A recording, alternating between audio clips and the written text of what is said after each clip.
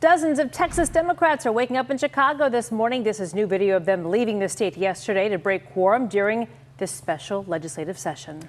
A quorum break means there will not be enough members in attendance today for a House vote or to conduct any business, really. That vote was scheduled to redraw the state's congressional districts. Yeah, and our senior political reporter Jason Whiteley flew to Chicago overnight. He's joining us there live this morning. Okay, Jason, walk us through what's happening.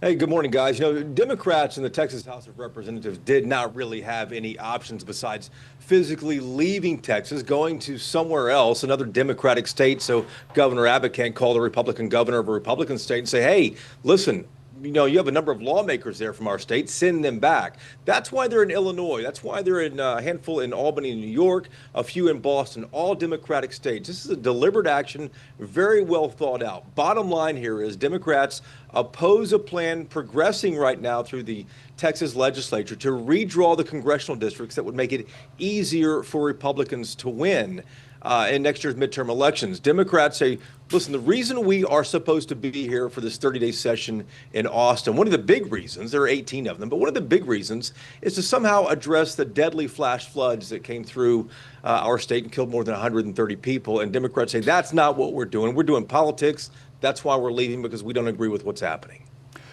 Democrats say that this is an unusual situation, redrawing maps at this point in time. Republicans say it's unusual to break quorum. How unusual is this whole mess, Jason? Yeah, that's a great question. There have been two more of these that have actually happened in the past 25, 26 years that I've covered. One in 2003, one in 2021. The one in 21 is when they went to Washington, D.C. That was over voting rights legislation that was progressing through Texas here. At the end of the day, this quorum break doesn't actually happen until 3 o'clock today when the House gavels back into session at 3 o'clock. It tries to take up the new congressional maps.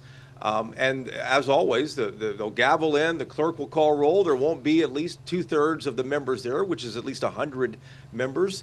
And when that happens, it's going to be kind of, as you guys mentioned earlier in the newscast here, things will stall out.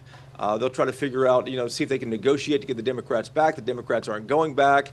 And then that will, leave options on the table for Republicans like potential fines and other things. Well, another thing, we understand that Governor Abbott is trying to get a judge to consider declaring the Democrat seats vacant so he can replace them. How realistic is that?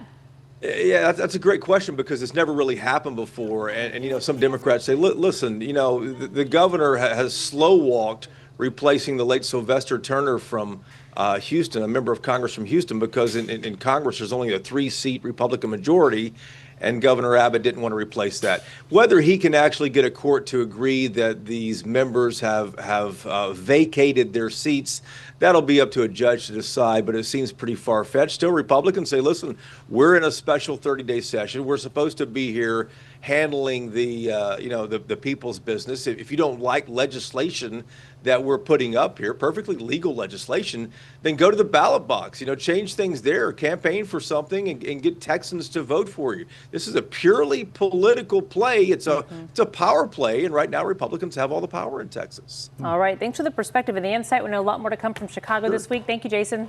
All right. We are going to have updates from our senior political reporter, Jason Whiteley, in Chicago. Live news press conferences from both Democrats and Republicans.